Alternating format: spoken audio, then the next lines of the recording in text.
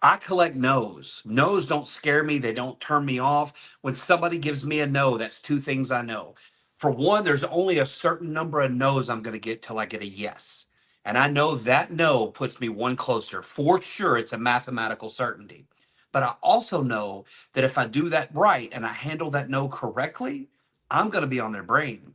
Later on down the road, somebody who's going to say something to them, they're going to see it and go, damn, I still have his card.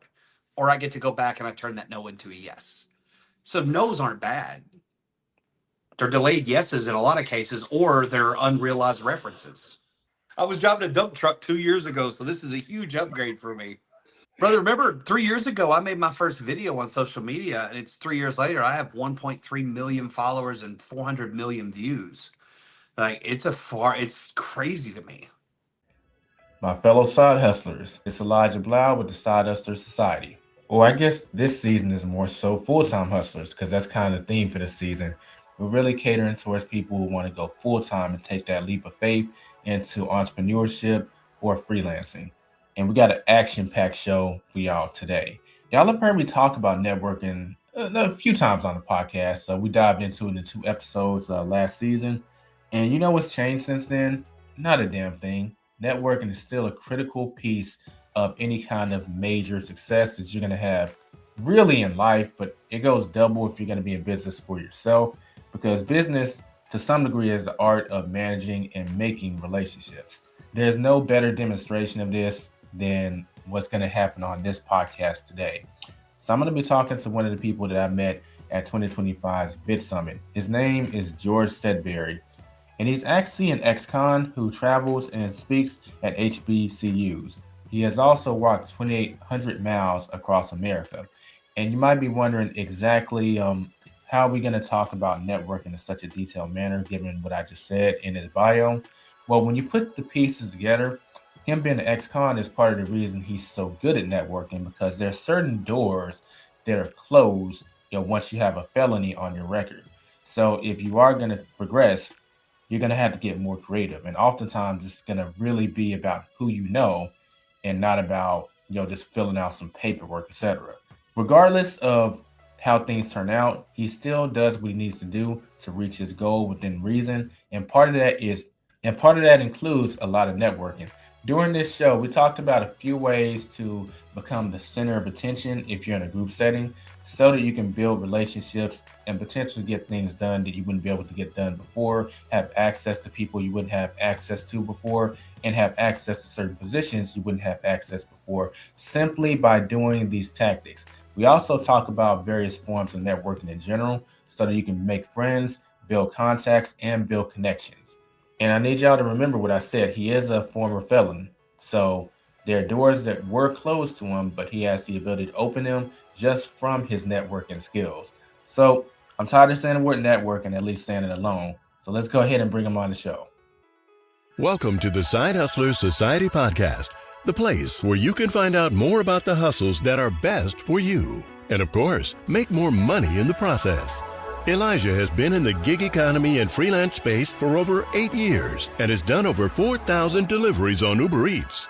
Has several video editing clients, many properties on Airbnb, runs multiple YouTube channels, and is the author of the best-selling book, The Anatomy of Financial Success. It's his mission to empower people with the tools needed to be successful. Now, welcome your host, the king of the side hustles, Elijah Blau. Okay, here we are. George, how's your day going so far? Man, I'm living somebody's dream. I just don't know whose yet. Well, hopefully it's your own too, right? God, no. Here's the thing. I'm living somebody else's dream right now because what am I going to do if I catch mine? Right? I'm tired of chasing my dream. So I figured in 10 years, I'm going to call it up and say, hey, just meet me in a Pizza Hut parking lot somewhere. I'm tired of chasing you. But until then, if I catch my dream, then what's going to be my dream? I've spent my whole life trying to figure out what my dream is. And if I catch it, I'm screwed. I need that dream to keep moving. You know, me and my friend yesterday, we just had a conversation about this because he had to kind of reevaluate his goals because he was getting too comfortable. He owns a janitorial business, and it's they're approaching $250,000 in revenue, and he takes care of his people. So what he makes off that is a little different, and it's been going pretty well. And he started to get kind of comfortable because he is starting to get. He used to have to go out and get contracts, but contracts are starting to come to him.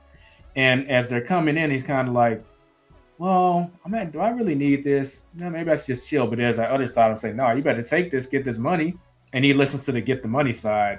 So you have to sit down and we're having a conversation about it. I said, why don't you define what complacency is? Maybe when you reach $1 million in revenue, which would mean that you would personally be making $250,000 and paying your employees good. Maybe that's complacent, but right now, probably not so, right? It's like, yeah, you're right. And I recently felt that way too, because the way I saw the problem, I needed to get in rooms that were full of people considerably bigger than me, and I need to do that on a regular basis. Because if you get too big, by default, you start to get complacent. If you're too big in your current circle, that means you need to expand. Yeah, kind of what that feels like now. Brother, remember 3 years ago, I made my first video on social media, and it's 3 years later, I have 1.3 million followers and 400 million views. Like, it's crazy to me. Yeah. That's why it's easy to get complacent if you're not careful. Yeah. That's why it's always an ongoing process. And if you don't continue to evolve, you'll die.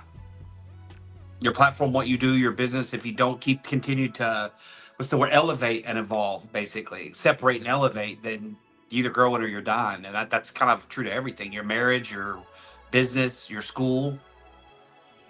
Yeah. Not really much middle ground. You're either going to be doing it or you're not going to be doing it. Kind of like the scenario of either you're early or late. Kind of the same scenario. Yeah, and trust me, for most of my life, I was busy making excuses for myself. Avoidance issues, right?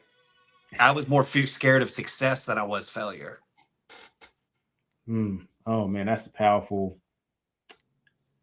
Did you get that from a quote? Was that a quote? Because if it's not, you might want to trademark it and get paid. I'm sure I've heard it before, but I had to ask myself, I know I'd been asked that before, what am I more scared of? And I realized it was success because I didn't know what success looked like. I know what failure looks like, man. I'm good at failure. Failure's been my best friend, and I'm okay with that.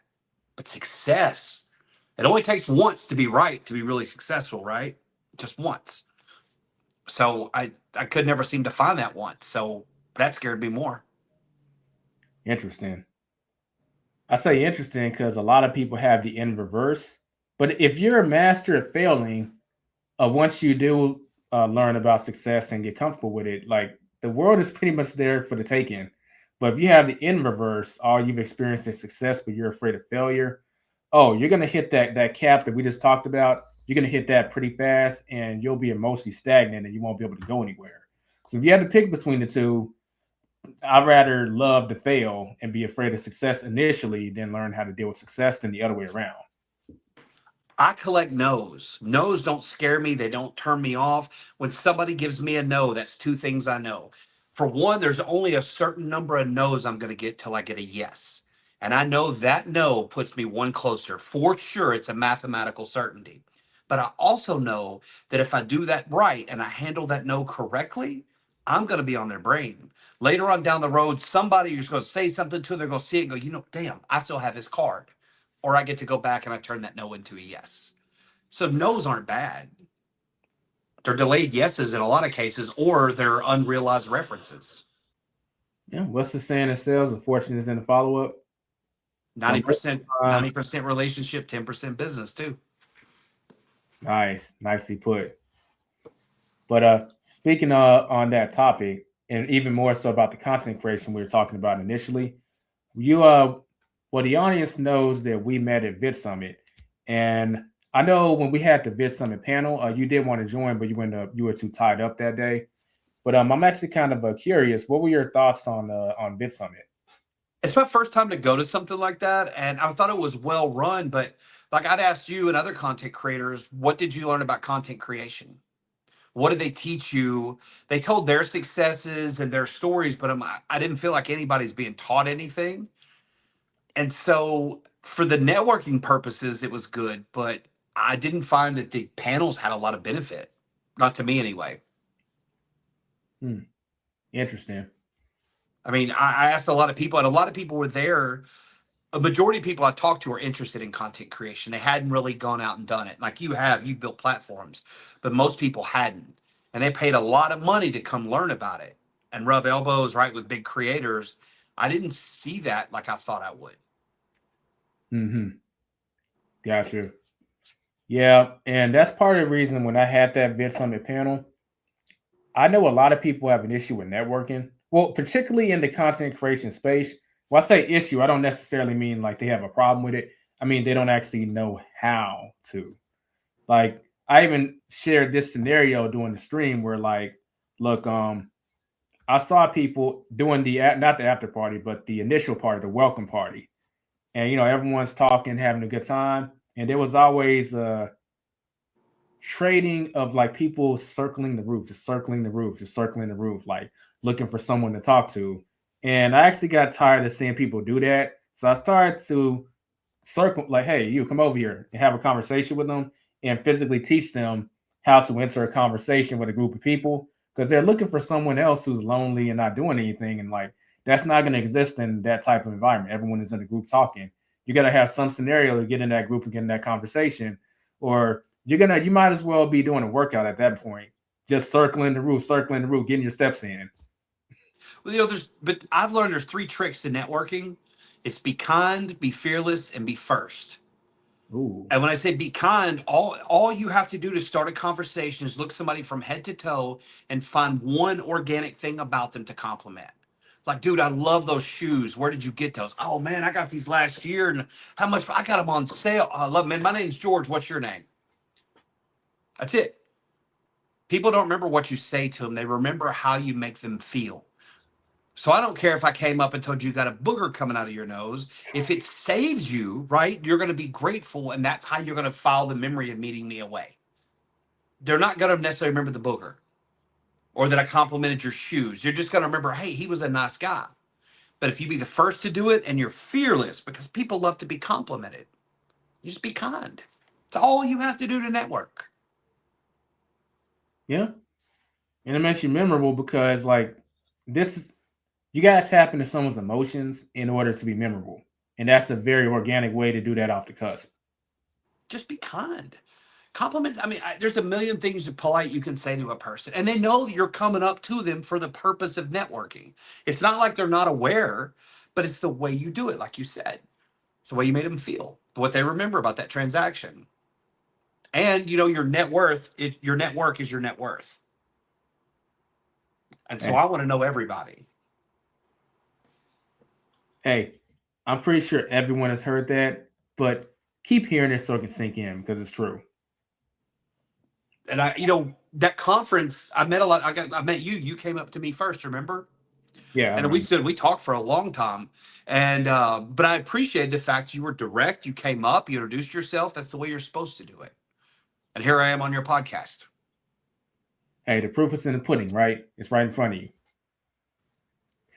But I don't know. I don't, I think about this. People want to be content creators too, and they go to events like this and they don't have that confidence. And I think people, when it comes to making content and at these, same with networking, you don't want to be rejected and you're scared to be embarrassed or scared to be judged. I think that's what most people will tell you their number one hang up is.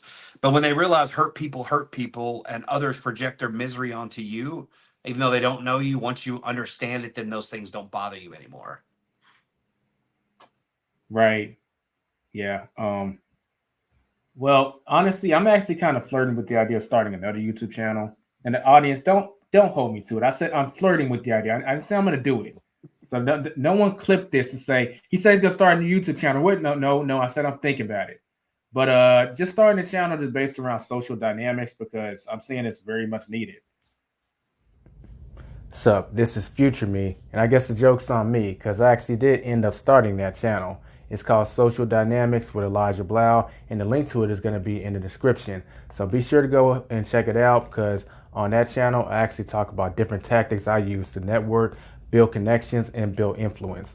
I'm also going to be covering how to make friends, how to maintain friendships, and how to network with people or make friends with people that are on a different social hierarchy than yourself, whether they're quote unquote above you because they have more influence, and how to manage relationships from people that are your peers or people who you are a few steps ahead of. These are very critical soft skills that you need to know if you're going to be successful in life and definitely in business and entrepreneurship. So go check it out. Back to the podcast.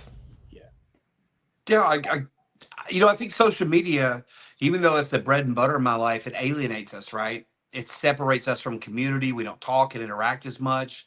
I'm learning that kids don't know how to read body language anymore because most of everything's through their phone, not the interpersonal communication. Yeah, I'll come back to Vidsummit in a sec, but that's part of the reason I'm so. If you've been keeping up with the news, you probably already heard that Netflix is trying to buy Warner Brothers, and ironically, Paramount is trying to backdoor their way into the deal, which is interesting. But I really don't want. There's a few people who, if they got it, I would have been fine with it. If Universal got it, I'd be fine. Maybe Sony, but Netflix is like the worst case scenario for me because that's kind of in my book like the end of cinema. Theatrical releases are going to start. The windows are going to get smaller, assuming they go there at all. Movies might just start going directly to streaming, and the reason I have a problem with that is even though cinema ultimately probably will become outdated, that's just an excuse for people to leave the house and socialize. Like I'm just thinking of like so many memories I had in high school and like middle school, where we would just go to the movies and that played a role in like shaping, my sociality as a person along with my friends. And you get rid of that conduit and too many people are just on this and they play their PS5s and they just don't know how to interact with human beings. And you're taking another avenue or an excuse for them to get out the house and just learn how to socialize. But I'll throw back at you. When I used to go to the movies, $5 got you a Coke, popcorn, and the ticket. And now it's like $25 to do it. I That's a got fair tired point. of being commoditized by movies. Like F1, that was a great movie, a Formula One, but we were the product, right? All those brands were advertising to. That was that was brilliantly done marketing wise in that movie. We're the product, right? I had to pay to watch it to be constantly advertised to. And so I think people get tired of that. I agree with the social aspect. I don't know what it takes to get people out more, but we're addicted to the dopamine rush from social media gives us. Like the dog knows how to, the Pavlov's dog experiment, ring the bell, eat the food. Like I catch myself. So it's changing the way we view content. So cinema is kind of a dying art because, I make 3-minute documentaries that go viral, but I make a 10-minute video. No one's going to care. Yeah, that's true.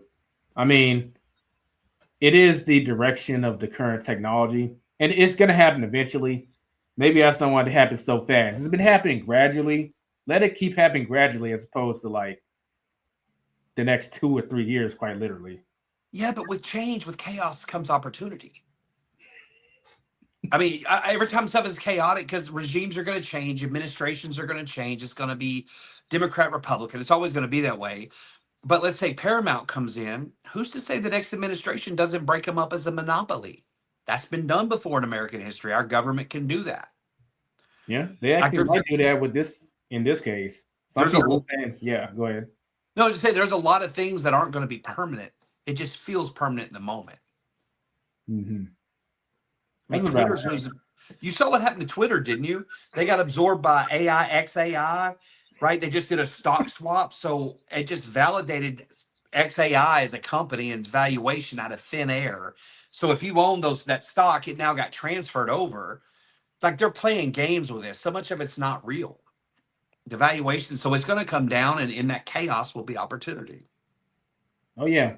I mean, I'm I'm more of a casual gamer this time around. We'll get back to the topic in a sec, but yeah, I haven't played in like a year, but like Grand Theft Auto, I follow Take-Two stock, which is a Rockstar's publisher. And, Grand Theft Auto 6 was supposed to release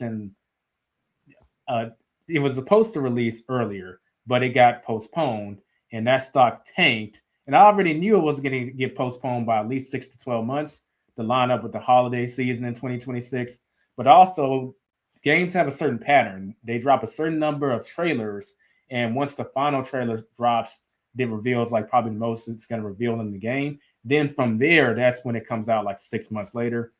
We hadn't even got that or any teasers for that. So I knew it was going to get delayed. And when it did, that stock price was going to tank. And when it did, I was ready to buy some more. That's what you do. I mean, I'm telling you, a little birdie told me Red Hat's going to drop precipitously in January, and to buy it when it does, and that IBM is a good buy right now. So I put a little skin in the game, and I'll wait on Red Hat just to see, because it's a weird market right now. Oh yeah, but there's opportunity in chaos. Every time, and people don't make money when the stock market's at its highest. They make it when it crashes because your dollar buys so much more. The greatest wealth transfer in American history happened during the last recession. Yeah, All those foreclosures, all the private equity bought those houses, investors like just transferred trillions of dollars of wealth. They found the opportunity. right. Yeah, let me circle back to Vidsummit because some people are going to be wondering, like, Elijah, is this a financial anatomy show? Because y'all are getting heavy into the stocks and whatnot. Not necessarily, but closing out on a Vidsummit, is there something you feel they could have did to make it better in your opinion? More dynamic speakers. The rooms I stuck my head in, nobody grabbed my attention. Except the oil guy, the guy that goes through, and I forgot his name. He follows me now on social media. He was a NASCAR guy. He's an oil expert. He was probably one of the most engaging people that I've seen. But again, I think a lot of creators, they're very different in person as opposed to the personality you see online. I'm going to say 8 out of 10 people I meet that way. And I know a lot. I have a lot of friends that are big creators, and a lot of them are super talented in their bedrooms and living room. Gotcha. So you get them into person. There. Okay. Do what? There's a bit of a schism there. There is. I don't feel like I didn't get value for my money, but I mean, I'm also not starting off in content. I think a lot of people were there who were interested in starting, but even then, I don't know. It was a well-run event. I just wasn't impressed with what they offered. Okay, fair enough. Yeah, and that's why I ask these questions, because they do watch these videos so they can get the feedback, make improvements, etc. Yeah. So kind of going into it, I know you have a lot of things going on, George. You have a pretty extensive background. So if someone was to ask you overall, what do you do? What answer do you give them? I know you're like me. You can do many things, but what is I tell stories and I hug necks for a living. I hug a lot of beautiful women's necks and I tell stories. I don't think anyone's going to have any problem with that. I know I wouldn't. I was driving a dump truck 2 years ago, so this is a huge upgrade for me. Got you. Okay. I really was. No, I believe you. I do. But generally speaking, like you're a content creator. I know. Yeah, I teach Black history. I go to historically Black colleges. I talk about my experiences in prison, horrible dad jokes. I didn't curate a page. I built the page around my personality, all my platforms. But the most important thing I do to create content, I go all over America. Like I live on the road. I travel constantly. I don't have a home or an apartment. So my life is literally going from one place to the next and telling those stories. And so doing that has allowed me to build a big community. Mm-hmm. And plus, I got a white face teaching Black history. It hits people differently, I guess. I don't know why. One can only wonder, right? I mean, especially with my past, it's in juxtaposition against to what I do now. Mm-hmm. Yeah. So let's actually kind of go with that. So, like, how do you end up getting booked on? Like, how do you speak at college campuses? Because I'm pretty sure that has a system in itself of getting booked. Actually, for me, I'll go to a lot of events, homecomings, etc. A lot of professors will reach out to me, meet me, like, would you come talk to my class or at this school? A lot of what I do is classroom speaking, and a lot of times I can create viral content out of that classroom. because Oh. people like to see dynamic speakers with a live audience, right? It's just our brain likes it. So I've learned, I'll tell the kids, the students, like, hey, do you want to make a viral video? They're kind of like, I know the formula, right? But a lot of it is just relationships. When I say my net worth is my network, I have relationships with probably 60 colleges that I deal with. Mm-hmm. So in that case, a lot of people ask me, and it's a scheduling deal, but that's how I get into the colleges. Is I just go out and meet people where they are, offer value, and they see it, and they're like, "Hey, would you come?" So that's how I did it. That's refreshing to hear, because so many people they really, when I ask something like that, they're really looking for some magic.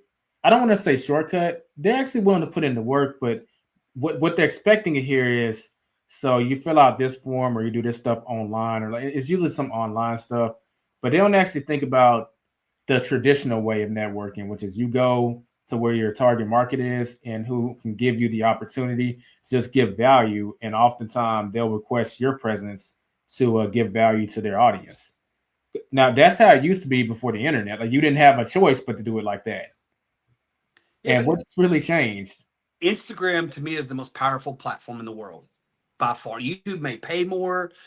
Instagram is how you can connect with everybody, and I mean everybody. There's It's been wild the people I've spoke to through Instagram or connected with or been able to go hang out with because of it. Like, mind blowing to me. I've talked to Olympic gold medalists, Oscar winners, Grammy winners in my DMs, met them all from Instagram. Hmm. But it's congressmen, governors. And do they reach out to you? Do you reach out to them, or is it a little of both? Their staff, a little about the elected officials. They landed in my lap. That all came to me. Mm-hmm. A lot of people I just randomly meet, or they send me DMs out of the blue, or somebody surprises introduction to me. I used to think chasing big names could somehow lift me up. That would help my profile, right? Like everybody does. Uh-huh. And I didn't have any success clout chasing, and I gave up on it early, which is probably one of the best things I ever did, because unless it's Kim Kardashian or Snoop or Jamie Foxx or somebody giving you a shout out, or The Rock, it's not going to matter. Somebody with a million followers giving you a shout out usually is not going to move the needle unless they tell a story about you that the audience can connect with. Otherwise, it doesn't really have an impact. And once I learned it, I stopped chasing it. Interesting. Yeah, I know that is a common fallacy. Like, if I can just get a shout out from a big enough person, or even a big enough person like in your particular niche, then that'll be the end all be all. It's not that simple. No, it's not at all. And people don't do what they say they're going to do. Again, I had a very distorted perception of how this worked. Hmm. I didn't know. Now I realize if you just build your own lane and you stick to it, because consistency beats talent 100% of the time. If you develop your niche and you commit to it and you continue to work to get better, your audience will find you. And when they do, it will multiply. All Mm-hmm. you have to do. It's not rocket science. Yeah, I think Roberto Blake has a saying about this: bring the big creator energy. Yeah. Mm-hmm. I reach out to, I made a lot of friends with a lot of big name creators because I reached out and asked questions. And a lot of my favorite thing to do is, can I pick your brain about something? I'm not asking them to give me anything, and I'm not asking them to help me. But what I want is their subjective opinion on something. And I have learned a lot from doing that. Gotcha. Cool. So, swinging back to the your, it still falls under the category of public speaking to me. Like, when you go and speak to let's say a series of students at the campuses, some people might be asking, do you look to monetize that, and if so, like, how do you do it? Because Yeah. in that case, oh, go ahead. No, I have a speaking agent Mm-hmm. that they handle all the contracts and stuff for me. When I come to speak at historically Black colleges, I never charge a dime for that.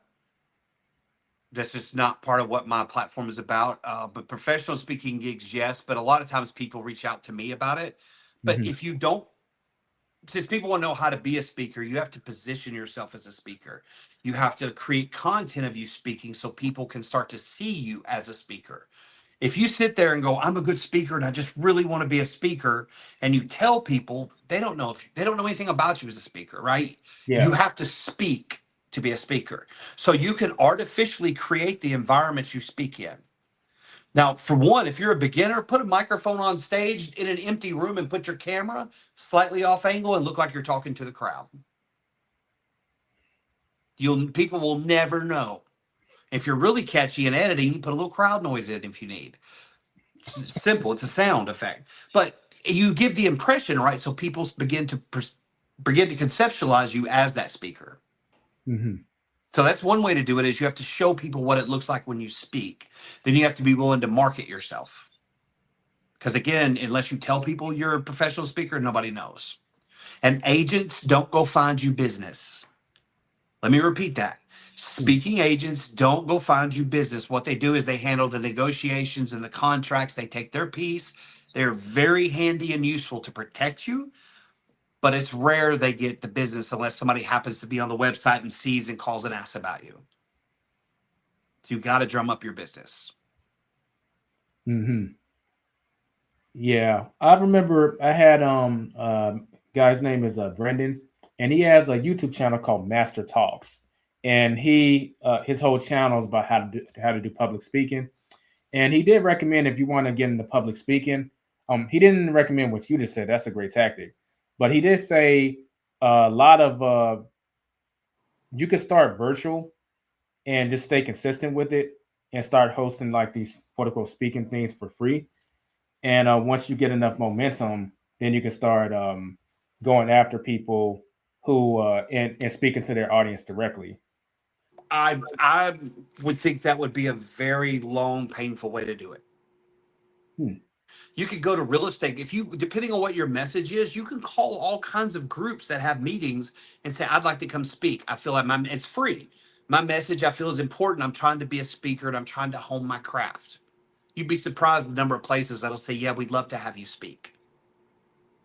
Right. I got, how, for my first speaking gig ever was the Apollo Theater in Harlem, right? My first professional ever was that. That's a big stage to be on. Do you know how I got ready for it? I did stand up, open mic nights. I I didn't go can tell, believe that. yeah, I didn't go tell jokes. I did tell a couple of jokes at the Apollo, but I told history lessons, right? Mm-hmm. But to get ready for it, I went to open mic stand up because I had to, like, my nerves, my leg was shaking, my mouth was dry. That's a lot of pressure, but if you can do that, you can speak on stage. I personally love that. Like, if you're afraid of something, you have a phobia or something, do something that's on the phobia list. Do something higher on the phobia list than what you're afraid of. And once you do that, what you were afraid of, it's like, man, this ain't nothing. Everything you've ever wanted, everything is on the other side of the thing you fear the most. Yeah, kind of like if you're going to stay consistent, by definition, what you're running from, you run to, right? Do everything in moderation, but moderation. Mm-hmm. So I love that. So if someone did, what's your opinion about like Toastmasters? Would you say that's still worth getting involved with, or? It's basically all speaking is practice and networking. So Toastmasters is a great network, but you're in a network of people who want to speak and compete with you. It's a great experience, right? No knocks there. But when I tell people, if you want to network, don't go to networking events. Everybody's there to do the same thing, right? You're all making lateral moves. I never go to something that says networking. Why? We're all competing for the same little, what we perceive, the slice of something that's going to be there for us, right? Like, I was in a room with a billionaire on Friday. Okay. And I've met several now. It's not as cool as I used to think it was, but nice guy, right? And I'm like, cool. But now that I've met him somewhere down the road, know people who know him, I'm not going to ask the dude for anything ever, but I know how to reach him if I need to, right? I was in a room that wasn't for networking, but I knew what was going to be in that room and I made sure I had a seat in it. I got a story to share. My audience knows I've been involved in real estate for a few years, but I've expanded into recently getting involved in houses and different strategies. And there's a local organization that I've gotten involved with, and they have regular real estate networking events. So I go ahead and I go to those events, but I have a different mentality. Like, we're talking and we're networking, but usually these network events is surface level. It never is going to go any deeper, and it really can't go any deeper because there's just too many people. It's not an intimate environment. So eventually, everyone was like, we're going to go ahead and go to lunch. Some people had already left, but hey, everyone, we're going to lunch. And I was talking with this real estate investor. He has much more experience than me, and he's a millionaire. And he said he probably wasn't going to go to lunch. He's going to head home after this. And he was talking to me and one other person. And my friend David asked if I was going to go to lunch with him. I said, no, I'm not. And he had to go. But people were kind of wondering in the story, why didn't I go to lunch with them? There's more people I can network with there. And even the founder of the group's wife, who she's heavily involved in it, she went to lunch too. So people thinking, well, don't you want to get to know her? Like, look, there's at least 10 people that went with that group. Okay. So I'm going to have to be competing with all those people just to get a few words in. And I also need to find some way to be memorable. That sounds like a challenge, but my whole idea was I need to network with someone that has much more experience than me. Maybe we can partner on a future real estate deal. And he's right in front of me. And the only other person he's talking to is me and this other guy. Once you get beyond two people, beyond three people in the conversation, you start to lose some of that intimacy. So the three of us just kept talking, and eventually the other guy, he had to go, and the video was just me and him talking. And that's when I played my ace because he doesn't have any experience in rental arbitrage or short-term rentals, but he has some properties he's considering for it. So then I was able to offer him value because I've been in that for a few years, and now we're mutually exchanging value. I got his number, and I can reach out to him if I want to. But if I went with that big group to try and salvage some networking there, I guarantee you that wouldn't happen. Can I point out an opportunity there? I know you can only be in one of two places, right? But let's say you would have went to the big group, and these are all people fighting for each other's attention, right? Something I've learned is at a party like that, whenever you get a quiet moment, I've learned to say certain things that I can literally take control of that table, right? I can become the most interesting person. It's anybody can do it. It's just timing a win. So say it's quiet, I'll be like, and I'll say something like, the first murder I saw in prison or the first stabbing I saw in prison was an argument over who was the better Dallas Cowboys quarterback, Staubach or Aikman. And I'm like, duh, Pittsburgh Steelers. That whole table goes quiet because I said the first stabbing or murder I saw in prison. And they are all like, it doesn't matter anything from that point on, right? And I'll just say a little bit and I'll stop and I'll let everybody else talk. But I became the most interesting person at that table. And most people will come up to me and give me their number. Ooh, that's a good hack. And if you're this is Side Hustler Society podcast, but the theme of this season, we're really talking about like being self-employed and kind of surviving without a job. So we live very interesting lives by default, okay? And if you're out here, really networking and you do what you just said, you're gonna have something interesting to shout out that everyone's gonna be like, well, I want to know more about that. Like, what's with this dude? Like, it just strikes curiosity. Now, I wouldn't be surprised after you said that. Obviously, whatever conversations were happening, it is gonna stop, and someone's gonna ask, What? "Oh, well, what?" Bro, I've done that with old white people at a nice dinner table. I did that to the chairman of the board of the National Science Foundation. I've shocked some people. They're like, because I don't come across like I spent years in prison, but yeah, something else about being self-employed. Being a content creator as a business is more difficult than anybody can imagine. I don't think people understand it as a business, as a hobby or something fun. It's one thing. Um, I've been self-employed before in my early 20s. I had a real successful moving company. But as I've gone on, I've always been now a W-2 or 1099. I had consistent income. But when I stepped out on my own 2 years ago, all that went away. Healthy. I mean, like I had nothing, and I had to stop looking at my cash as money. Right? Cash is cash. It is not money. The world moves with money, not cash. And by money, that's arbitrary thing that you can buy stuff with or the perception of money, right? Elon Musk doesn't have 200, $300 billion cash. That dude don't even have $1 billion in cash he can touch. Right. It's all paper. So what I learned, the perception of money is where the real value is and how money moves. and it's not the $40 in my pocket I'm worried about, it started to change my mind. It started to open things up like, that's how they do it. I don't need to know how to make a widget. I just need to know somebody who knows somebody with a manufacturing facility. That's all I need to know. Mm-hmm.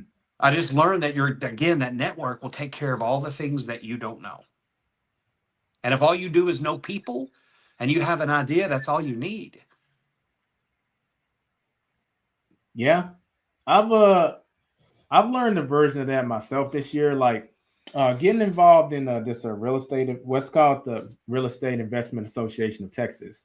But getting involved with them, like there's a lot of things. I'm not going to say they're fallacies because I knew there was some room for flexibility, but looking deeper, like the metrics that the dominant society has to abide by, like credit scores and stuff like that. Now, I'm not saying like tank your credit. That's not what I'm saying. I'm saying that that's presented as a barrier to not to be able to get certain things. Like if you have bad credit, you'll never be able to buy a house. And that's not necessarily true because in real estate, most real estate investors actually get their wealth through subject to or mortgage assignment. That's essentially there's no checking of the credit score in order to buy a house like that. So even if you had horrible credit, you could still quote unquote become a homeowner. And that's just one of 12 strategies. And it just kind of flipped the dichotomy of just you need to question stuff that the dominant society just perceives as like a barrier or you have to do it this way. Just question that. And when you do question it, do some research, you'll find that most of that stuff is bullshit. Oh, I spent 10 years in the mortgage game. I couldn't agree more. I've learned, but the best piece of advice I've learned is learn all the rules and then break them. So just as a wild tangent example, like being in prison, I had to rebuild my credit up, right? And I built it up to over 700 and my truck caught on fire last December and insurance wouldn't cover it. So I'm about to eat $18,000 of a payoff, but I don't have the money to go buy a new vehicle. So I saved money for 6 months and kept paying my truck payment to keep my credit score up. And as soon as I could go get a different truck, I called the bank and said, come get it. And my score dropped 150 points, right? I had to do whatever I had to do to get through that. Having said that, I've learned now there's so much money out there that if I found a place that I could use for a business, let's call it a podcast studio, but it had living quarters, i.e. a house, I could go find investors who will get that property for me to get a piece of it. And I now have a home and a studio together. Right. So while I couldn't fix my credit and don't have the down payment and rental history to buy a house, what I did go out and do is build all massive social media platforms that connected me with all kinds of people that can now allow me to put this deal together without having a credit score or cash. Well, I know it sounds redundant, but network is net worth, right? I've done that in 2 years. That's from beautiful. nothing to this. Yeah. So That's yeah, awesome. there's a lot of ways, like you said, you said 12, and I bet if you put your mind to it, you could double or triple that probably. Yeah, you're probably right. So, but people are so limited by the rules they give us, and if you learn to look past the rules or treat them as guidelines, you can move in a lot more ways. oh yeah, in fact, it's not people's fault. It's really the school system. They teach you an in the box way of thinking, which is fine for an employee, but outside the employee world, that's a bad mindset to have. And it can take a few years for you to break out that mindset mentally. And then it can take a few years after that to break out of it emotionally. So you may actually know you can do something different, but your emotions don't necessarily follow. It can take a few years from that to actually do out of the box thinking. But the school system doesn't really encourage creative or critical thinking. It actually attacks your ability to think. Well, yeah, it needs a blue collar workforce. Well, think about it. Psychologically, it makes sense, right? If you do this, the cream of the crop, the entrepreneurs will rise to the top and figure it out, right? Because they don't teach that to us. Those people naturally are going to rise. They know it, but we were built on manufacturing, more than anything. And so we wanted that workforce. But think about ex-cons, felons. We have around 3 million convicted felons in this country. 2.999 million of them will always be blue collar workers. They will never be able to break through that glass ceiling. There'll be landscapers, roofers, house framers, truck drivers, heavy equipment operators, oil rig workers. But we need all of them. You think Right. about it. It works as much as it sucks. No, that's actually a great segue into the next question. So, as a ex felon, this actually kind of hits close to home for me because one of my contacts, he is an ex felon, and he owns a local vegan restaurant, and he's actually pretty vocal about this. It's called Iconic Eatery here in the Dallas Fort Worth area. It's one of the best vegan restaurants in the Metroplex. And in the interview, he kind of spoke on how, like, when he did get out, like, he had limited options, but he had this skill set, so he just went into business for himself, and he really made it work. So, would you say that entrepreneurship or freelancing is it's an option that a lot of ex felons should consider? But go ahead. No, here's how I would answer that. I rebuilt my life with a CDL, commercial driver's license. And Okay. I'm telling you right now, for anybody, that is a great way to build your life. Because by my second year, I was pulling right down $100,000 gross a year. And I was living in my truck. I didn't have an apartment. I didn't have to have a car. Because when I got back to the terminal, they had a van I could use, right? So I just committed to just working my tail off and stacking money.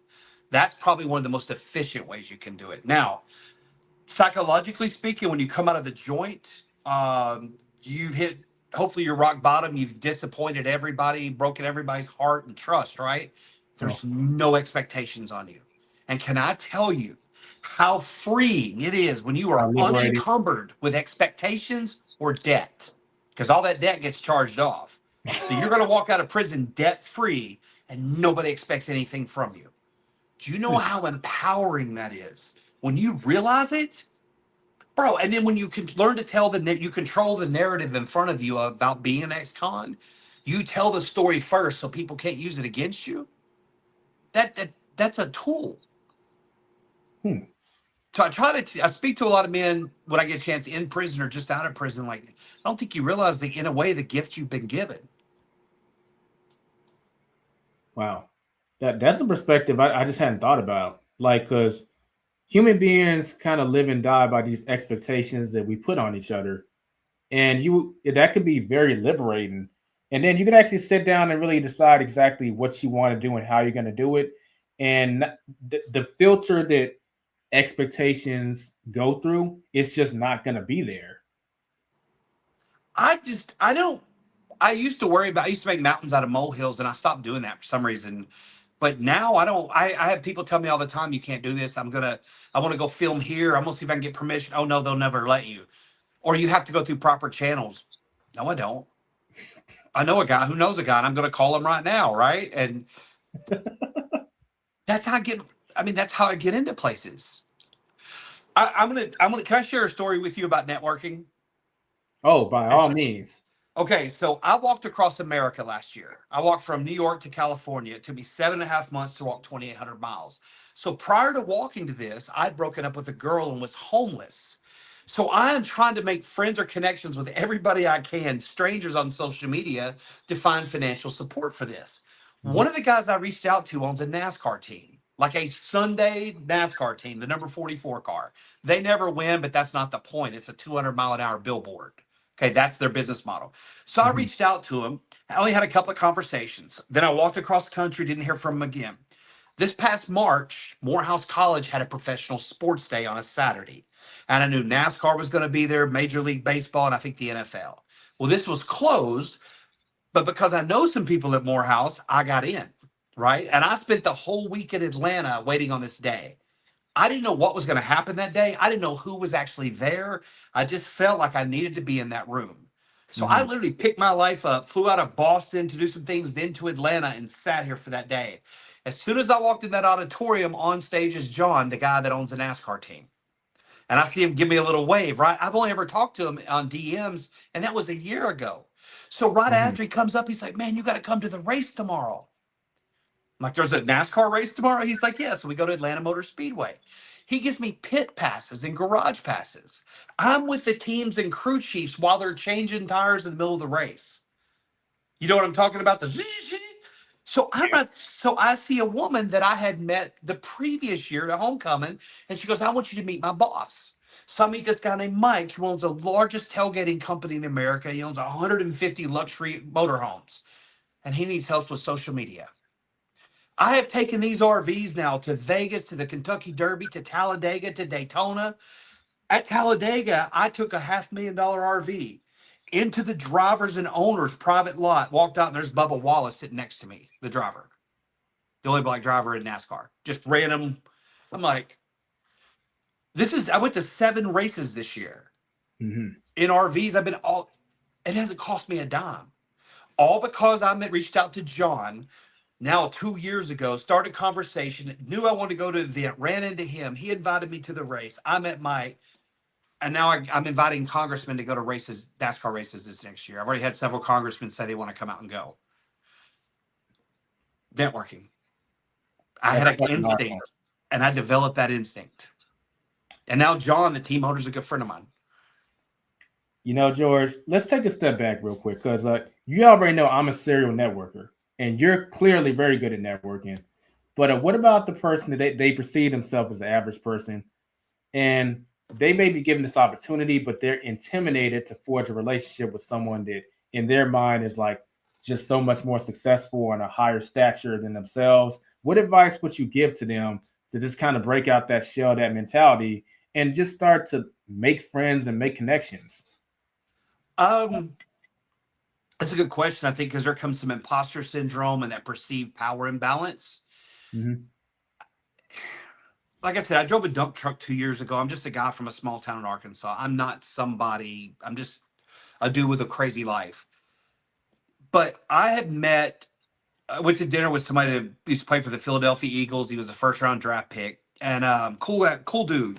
So we're at a restaurant in Philadelphia, and these people keep coming up to saying hi to him, and he's introducing me as his guest of honor, right? Which is a little weird for me. But afterwards, I'm kind of like, I don't understand people's fascination with me, like some celebrities that are. And he's like, because game knows game. I'm like, what do you mean? He's like, we can't tell stories like you. He goes, I don't know anybody that does what you do. Mm-hmm. He goes, so in my mind, you're at the top of the pecking order. And he's an NFL Super Bowl player, right? He goes, in his mind, he's one of the best receivers in the league during his stint. He goes, so to me, I see you eye to eye. And that helps shape my perspective. Like, I have quality and I have value right where I am doing what I'm doing to somebody that I deem as an expert in their field, right? Mm-hmm. That I was a little starstruck by, and they were starstruck by me. So I want people to understand that imbalance exists on both sides, but you're creating a narrative and perception about yourself. You don't have to be somebody for somebody to perceive you as somebody. Nicely put. I need that on a shirt. You don't have to be somebody for somebody to perceive you as somebody. If you start that clothing line, let me know. I'll be sure to grab one. Do you know why I haven't started a clothing line? Why? Because all my big creator friends, a lot of them, when they start merchandise and stuff, that's pretty much the apex of their journey, and then they start that one down.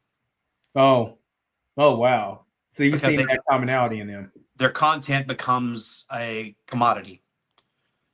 Oh. Wow. Just you start watching, you don't pop up as much anymore. Because if you're doing social media, right? Mm-hmm. Now you're an entrepreneur, so you've got other things going. You use social media to build other verticals, right? Yeah. You understand the power of it. Most people think social media is just the game, right? That's what they do, but you've got to have something else, because this is a dead end road if you just make lip sync videos that go viral. There is no business, there is no relationships.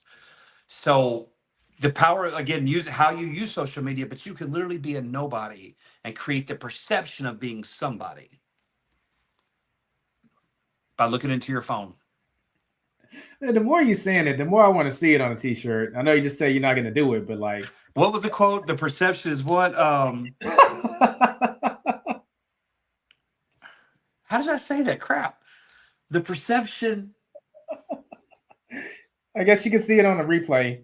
Yeah. Getting old.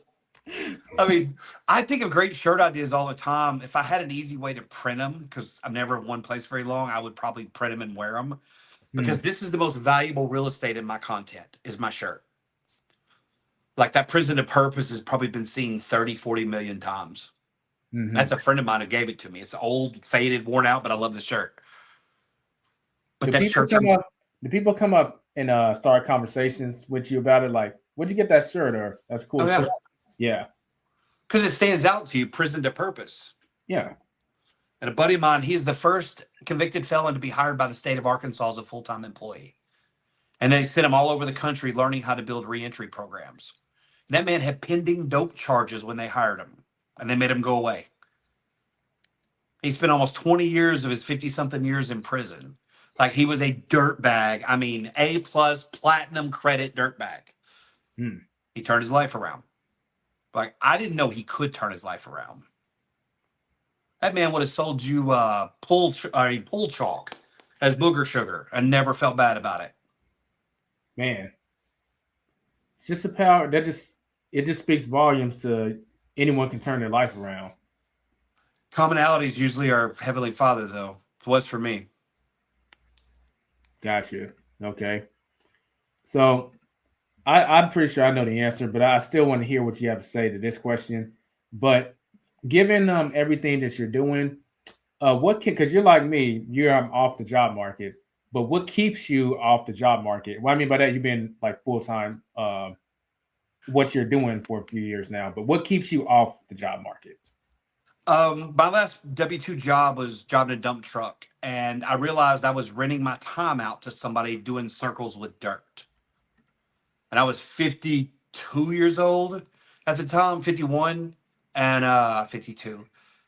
And I just realized I was wasting my life. I wasn't going anywhere. I wasn't impacting the world in any measurable way that it left a bad taste in my mouth. That's all I was doing, is renting my time for $30 an hour.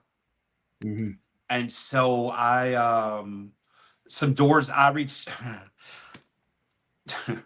I reached out to a complete stranger who could not be the more opposite of me in every way you can imagine. Okay. I don't want to put her out there this way, but could not be more opposite of me. And I reached out, and she's very successful at helping people build businesses, etc.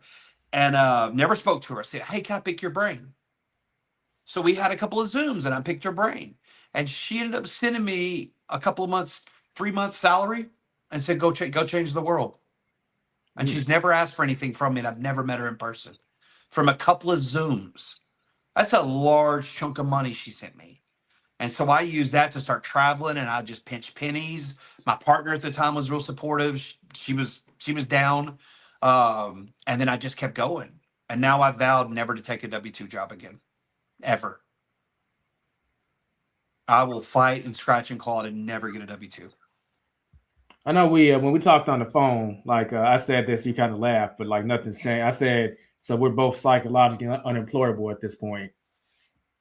But it's knowing your value, Elijah, right? Like, I understand. Today I had lunch with a senior director of content strategy for one of the biggest tech companies in the world. Okay, it was just a friendly lunch. And we were talking about content and stuff, and I realized I don't have to. I've developed something that has value. Mm-hmm. Now it's incumbent upon me to go find people who place that same value on the skill that I have. But there's a lot of people who do. So when I realized that and I accepted it about myself, I knew that I don't ever have to go work for somebody ever again. Well, I was gonna whistle, but for whatever reason, my tongue didn't decide not to work. There we go. There we go. I'll give you one. Yeah, but that's music to my ears. Oh, go ahead. No, but you being an entrepreneur, I wake up when I want. I go where I want. I talk to who I want, and I take what meetings I want. For once in my life, do I feel like I have freedom? Absolute freedom. Oh yeah, it kind of reminds me because I last job I had was at Amazon. Initially, I was a warehouse worker. I got promoted to being a PA, which is a tier below an area manager. But one thing I always had an issue with, it's not the job's fault because this is what they need. But I've always been like a slimmer guy. I've gotten bigger throughout the years, but I used to be kind of skinny, and I couldn't really shape my body the way I wanted to because when I'm lifting these heavy boxes or whatever, that is technically the workout, and I'd had to do a counter workout to counter what I'm doing there, and it was just too much work. So on top of that, I am an ex cross country runner. So sometimes I'll be jogging and that's my workout, but I can't continue jogging. I feel like I have more in the tank to go, but I have to be at Amazon at this time. And I have to have that energy to be doing these boxes and stuff. So it's like, well, I have to cut this short, or I can't, you get what I'm saying? I can't do as much as I could do. And the moment I had left the 9 to 5, that just all the whole thing changed. I could jog as long as I wanted to. I can do the kind of workouts I want. I could shape myself the way I wanted to. And after 6 months, I already knew like there's no way I could ever go back. And this is just on like the health and wellness side. But on every other side, the per hour stuff where your value is determined by some kind of regulated interval, whether it be salary or hourly, instead of you being able to charge what you're worth, a flat fee, and so you can get work done faster and get paid. It's just a completely different world. I can never imagine going back. I know I'm describing it and you're describing it, and the audience is kind of like, yeah, we get it, but like they're not gonna really feel it until they feel it. You know what I'm saying? My best friend built a company. He retired at 50, sold the company for 9 figures. He walked away with 8 figures. Never had, his grandkids will never have to work again, right? And he's life has no meaning. He's bored out of his mind, etc. I don't mean to go down that road. Like it's not a great existence for him anymore to have everything. But I asked him, because he was in the mortgage and annuity business, and I asked him, I said, how did you step out and hire people and you have this massive monthly expense, and like there's all this. He goes, the best advice I've ever been given, and I'm going to share with you. He goes, when you jump off that ledge, when you are ready, a net will appear. He goes, you can't see the net. It's there, I promise you. And as soon as you jump, you'll see it. And he goes, do you know what it's called? I go, what? He goes, self-preservation. And that made sense to me. That made complete sense. So to rely on my instincts and experience and prayer and faith, and because the trick is not that it works out the way you want. The trick is that you can adapt and maneuver, manipulate that situation to either benefit you or that the result that you're getting matches your altered expectation. That's really I'm not right all the time, by far. But when something happens, I'm really good at bending that world to fit what I need. Mm-hmm. That's just my personality. So again, people are very reactive instead of proactive, and badly reactive to bad news or trauma. Mm-hmm. And so, a bad reaction can devastate you. Right.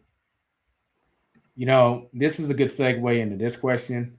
So, George, you're someone I can tell that will work very hard to get what you need and get what you want.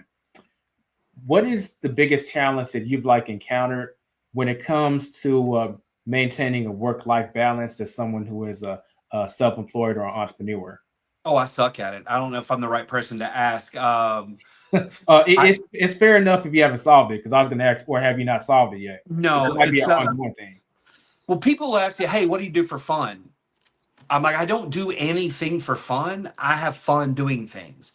They're like, well, no, I have fun going fishing. I'm like, every time you don't. If your boat backs off you crash your boat into the lake wall, you didn't have fun, right? I said, so I have fun doing things, but there's nothing I do that's consistently fun, right? But I love what I do so much that I have stole from myself to give myself a break. Like I have not allowed myself to, because I feel like if I take my foot off the gas, things will slow down. Mm-hmm. And so I'm coming to a point I'm going to have to figure that out. Gotcha. But I'm single. I have no children. Like I have thrown myself into this 7 days a week, every day. Just that's the commitment level I think it takes. I will say this. When you're pursuing your passion and you're pursuing it on your own terms, this is something that I think a lot of my friends don't actually understand. I'm actually not a huge vacation person. I'll say, they'll ask me when's the last time I've had a vacation? I actually don't remember the last time I had a vacation. Well, how can you do what you do without a vacation? It's kind of like vacation is a foreign concept, because what I do isn't dreadful. I enjoy what I do. So you're taking a vacation to essentially recharge and have some new experiences. I can get down with the new experiences part, but I don't ever really feel like I need a recharge because I don't have this like encompassing like dread or like fear, just like this unwillingness to do what I'm doing because I'm living life on my own terms and I'm passionate about it. Can you kind of relate to that? Yeah, because I love what I do. They say if you love what you do, you'll never work a day in your life, right? And I feel that way. I remember if you ever watched Mr. Beast before, he will sit there and talk about how he spent a whole year obsessing over thumbnails, right? This level of dedication and insanity. Do I do I believe he spent a year studying thumbnails? No, I think it's complete BS. It's a great marketing story. Most of that story is. But aside from that, do I believe he was obsessed? Absolutely, I believe it. But I remember hearing it go, how? But I've become so obsessed with analytics and content and how I create and stories that I sort of get it now, right? But Mm-hmm. it doesn't feel like an obsession to me, just Right, everybody else. right, yeah. But So it takes it though. I'm 54. My time is short. I've got to make the most out of what I have. So I am gonna have the confidence and the energy a lot of people won't have. got you. Yeah, I guess it's important to have that perspective too, right? Yeah, I'm not getting younger. Yeah. Well, none of us are getting younger, as far as I'm concerned.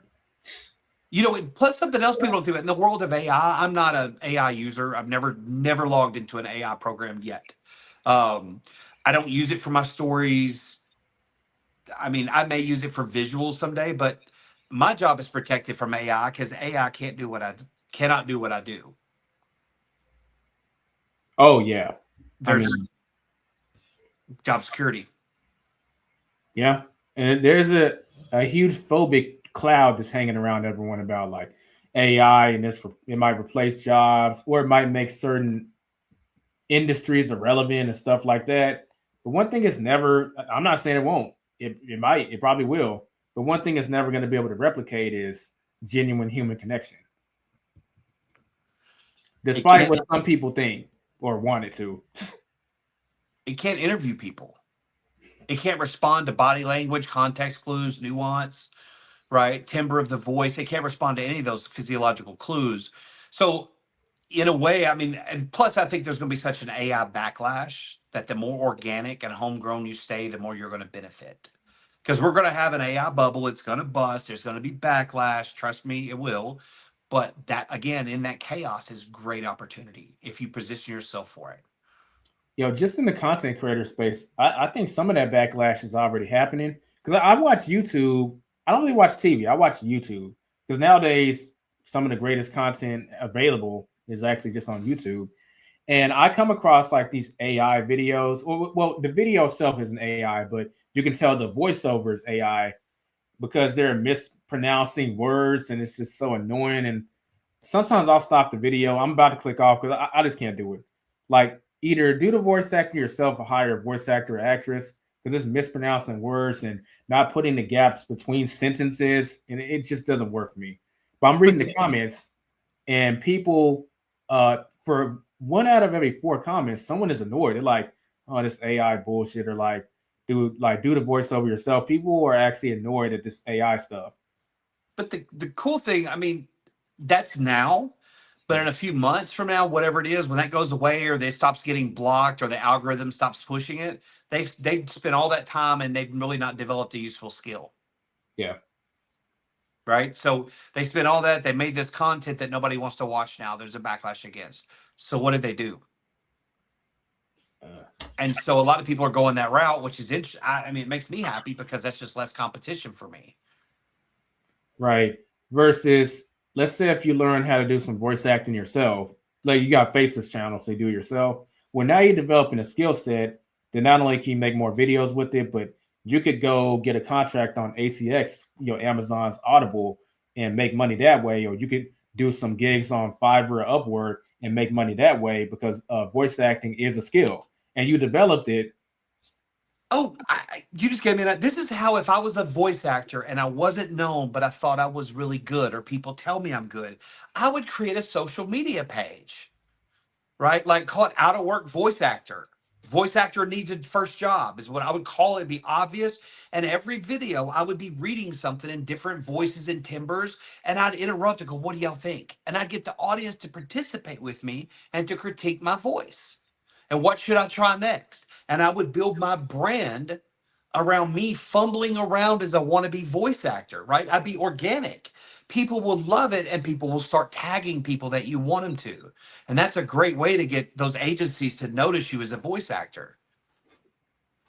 Oh man. Yeah, I think it's like you're an inbound marketing expert. I mean, Why inbound? well, you're expert in. We've covered a lot of, like, from a content creator perspective, inbound marketing strategies. You covered a lot in that category. I just haven't heard anyone break it down like you have, and I think that's pretty unique because a lot of people just perceive inbound marketing, content creator wise, just making all this content and it's putting all this stuff out there, and eventually someone will buy it. And I'm not saying what you said isn't doing that, but the creative structure you've outlined it for in the perspective will make it much, much more likely for that scenario to happen. You're creating social currency by doing that. As an unknown voice actor, you create social currency. Then you can cash that in because it gives you some credibility. Because let's say you build a channel with 30, 40, 50,000 followers, right? To a lot of people, that's a big number. That's impressive. Mm-hmm. But you can also show all the engagement and all the comments of people who love your voice. Now, here's the thing. It's not even going to be about their voice. It's going to be about the emotional connection and the parasocial relationship that audience develop with that person on screen and their voice. Mm-hmm. And they're going to show love and support. And then you can use that as currency to show somebody why you would be a great voice actor. Because you have hardcore proof people respond to your voice. Yeah. And that you can sell that. So, I mean, that's how that's why I say you can use social media. It's free to build anything. Right. I was gonna ask you, like, what is it? Well, I was gonna ask you, like, what advice would you give a new content creator if they're starting out? But I think you kind of already shared it. No. I'll tell you what I would tell you to do. Okay. If you want to be a content creator, you need to pick what you're going to do and stick with it. Don't be all over the place. Don't do lip syncing, posing, none of that crap. Stick to what it is you do. Do 100 videos in 60 days. Make them 60 to 70 seconds. Get good at that range, right? Because it's going to pay you differently on platforms. TikTok has to be over 60 seconds. So condition yourself to 60 to 70 seconds. So pick a subject, and let's say you want to make something about electronics, right? But how do you tell a story? Go find some unrelated genre. Let's say it's cooking, one of your favorite cooking creators who always goes viral. Study their content. Break it down, how their content is shot in jump cuts, movement, sound. Come over to your world and plug in electronics. They just gave you a formula. You'll never be identical, but you at least have a starting point. And every time you do a video, you're tweaking and you're getting better and better. And in 60 days, you'll have a real skill at making content. You'll have 100 pieces of content in that space that you wanted to cover. And more importantly, you have 100 videos of data to look at. Average watch times, links, how many followers are you gaining, etc. That's how I would do it. And I would learn to get really good at giving a hook the first 3 to 5 seconds of the video. And never, never under any circumstances say, "Hey, hi guys, hello, good morning." Study after study has shown people will scroll away based on that. The next thing is when you use captions, use black and white. Colorblind people can't read it if it's not black and white. And studies, MIT and Johns Hopkins both put out studies that people prefer simple black and white captions. Ooh. Simple things. Well, it's usually the simple that's things. how you do it. Huh? It's usually the simple things that make you successful anyway. And here's the thing, you're going to suck in your first 85 videos. I promise you. You're going to suck horribly. Nobody's going to see it. Nobody knows who you are yet. And the 17 people who do will love you and give you feedback and use that feedback to get better.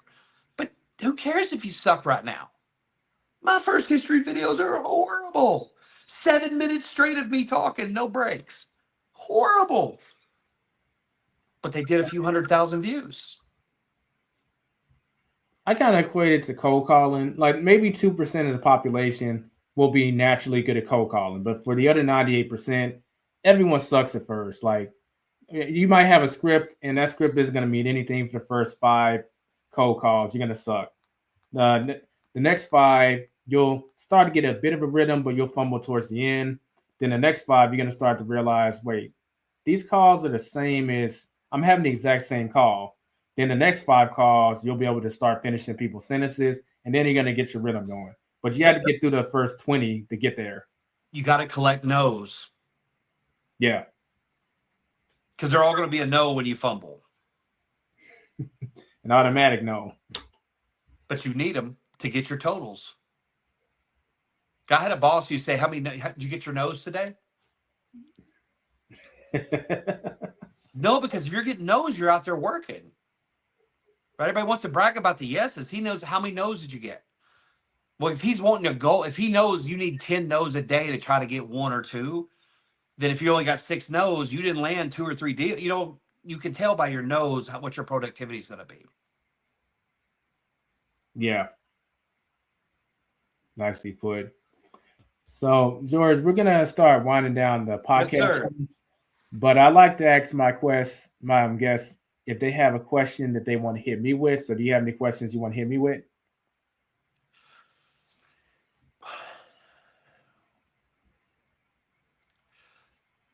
What is your goal that you've set to achieve 100,000 subscribers on YouTube?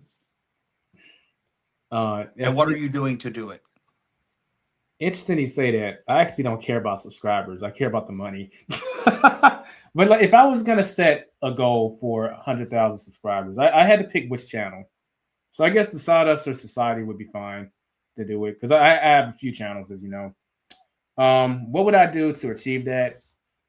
I would pick probably I would find out what are the top 10 most successful podcasts in my niche. And I would study them. I watch them on a regular basis, see what they're doing, seeing what they're not doing that I'm still doing, and fill in the blanks, stop doing the stuff that they're not doing, start doing the stuff that they are doing, to kind of come up with a formula to make sure the podcast starts to get more views. More views equals more subscribers. And that would be my objective of reaching a goal of 100,000 on the Side Hustler Society if I was aiming for the subscribers. Okay. I just want to give you 2 observations of mine. Your sponsors care about that subscriber count a lot. I know it's an arbitrary number. You and I both know that, but it has currency when you want money to come in outside of views. Now, number 2, I would challenge you not to go watch your top 10 podcasts because what you're doing is homogenizing your content within those 10. You literally have just become homogenous, and now you're just another voice in the same fishbowl. But if you'll go look at somebody completely unrelated's podcast and start looking at the things they're doing and how they're doing it and the little tiny tweaks you can make to yours, you'll start to stand out in your space. And that's how you grow, because if you sound like everybody else, but if there's something a little different or slightly off, the human brain will connect with it, right? We'll be curious about it until we understand it. Interesting. So when you say that, do you mean like a different type of content, or would? Go find podcasts you enjoy. Oh, so it would still be podcasts. Okay. I mean, I would stay in the same realm of medium, but go find something you enjoy completely unrelated to this. So let's say it was nutrition. I don't know. But as a podcast about nutrition you're fascinated with, your fascination is not just with the subject. It's how they're presenting the information to you. Mm-hmm. So if you enjoy it, there's something really good about that podcast, the way they're doing it. Start paying attention to it. So don't ever mix yourself with your competition. Stand out from them. Like there's nobody who does what I do on social media. There's not another white dude out there remotely looks like me, first off, that's going to historically Black colleges and teaching Black history, etc. I didn't set it up that way. It just turned out to be that way. But I accidentally became the OG of my own lane. Does that make sense? No, it does. So don't be like those 10 You just kind of give a nod of respect to them, and I say, watch what's about to happen, boys and girls. I'm competitive. I see people's numbers, and I'm like, how can I achieve that? How can I exceed it? Mm-hmm. And like, I've met most of my goals, but there's a few that I've still got a little bit of catching up to do. It might take me a year or two to do it, but I've let them know that I'm coming for them just because I'm competitive. Gotcha. Like, how I get followers is a challenge for me that I enjoy. Okay, so applying like what you just said, I'm just gonna throw like a show out there that I do watch outside of like my niche. Like, I used to be kind of big into the anime stuff. I'm more of a casual this time around, but there's a show called Geekdom 101. I like listening to this show because that's the name he uses, but he's not really a geek in personality. It's actually a pretty cool dude. So find some stuff that has made him successful and find a way to incorporate into what I got going on. Yeah. You don't want to be successful you don't want your success to look like your competitor's success. Because there's only so much of the success of that in that space. But if you when you come in being different, you're going to bump some out of that space because you're going to expand in it. You know, this is great advice because I've actually applied what you said in a different area of my life and became the king. I have a local vegan group called the Veggie Outers, where we go to vegan restaurants and review them on a scale of 1 to 10. But there are several like vegan groups out there when I started it. And ironically, they're no longer around. It circles back to consistency. But one thing that we did differently is we don't just go to the restaurant and just meet up and eat. No, we actually review the restaurant. And the Veggie Outers has its own YouTube channel. So I asked everyone there on a scale of 1 to 10, what do you think of the food, the customer service, the atmosphere, like in the price? So they give their feedback. We show pictures of the food. And we also do other things outside of just going to restaurants. We'll go bowling together. We'll go to like arcades together. We'll go hiking together. So we're completely different from all those other groups. And eventually the bigger groups actually kind of faded out in the background. And the newer groups that are popping up trying to copy us, they can't do it. So we're actually kind of just the king of the Metroplex when it comes to vegan meetups. You know, I just thought of a 10-part series you could do on vegan. Past 10, it'll probably get old real quick. But you do a 10-part series on taking meat eaters to a vegan restaurant. Just to be fun, right? Just to kind of like, okay, what am I trying? This ain't bad. This ain't your meat. This ain't, man, I'm telling you, few of those will be viral because the personalities and charisma, it's not about the vegetarian. It's the personality of the person trying it. Well, essentially you say that because the Veggie Outers, it's not we're not calling food tribalism. Like there are non-vegans in it too. It's all about like we're gonna go try vegan food. But you know what I'm saying though. I get what you're saying. I get what you're saying. Intentionally find 10 people who are not vegans, maybe who make fun of you for it, but it's like just I'm not converting you, but would you come try it on camera for me? And you can hate on it all you want because the camera's on. Right? That's catnip. Ooh, I like that. I like that. Right? Because people I'm not a vegan. I'm a carnivore through and through, right? But I respect vegans. I'm just never going to be one unless my life depended on it, maybe. Or I die. I don't know. I like meat too much and I don't like veggies. But fair enough. My point is, would I go to a vegan restaurant? Sure, I'd be getting a Caesar salad. You know what I mean? Like, I'm not going to venture very far out because I'm not a foodie. But I'm going to bitch in such a creative way. It's good content.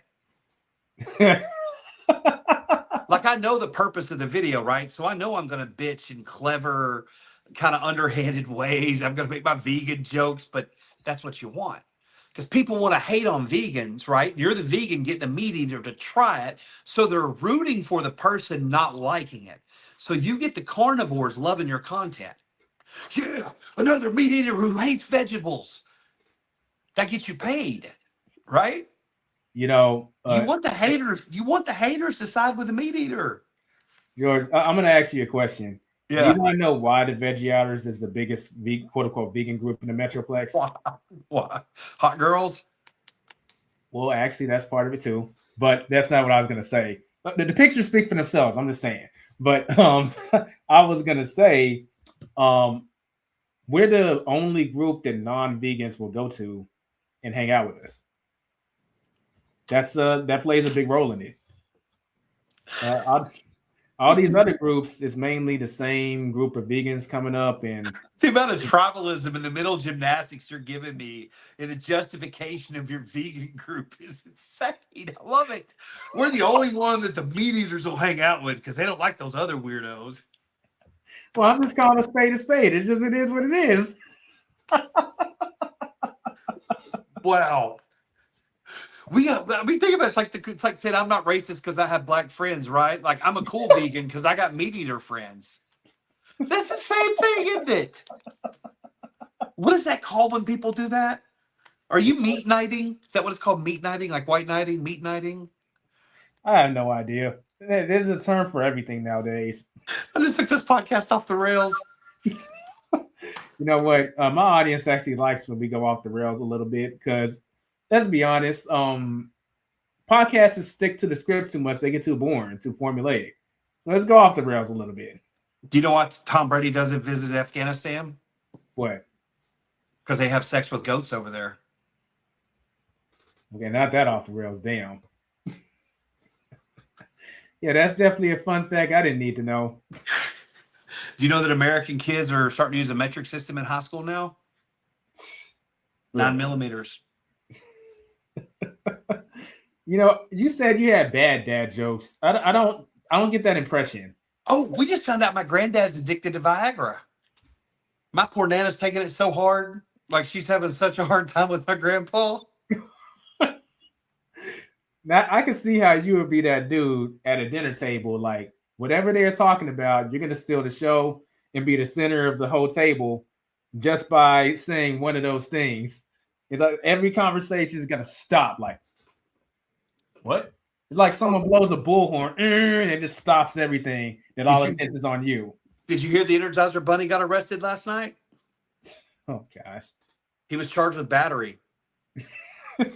But the authorities had to move him into a Duracell. Oh gosh. Do you rehearse this or you just come up with this stuff on the fly? You know, I don't have any kids that I know of. You know, with all these dad jokes, does that make me a faux pas?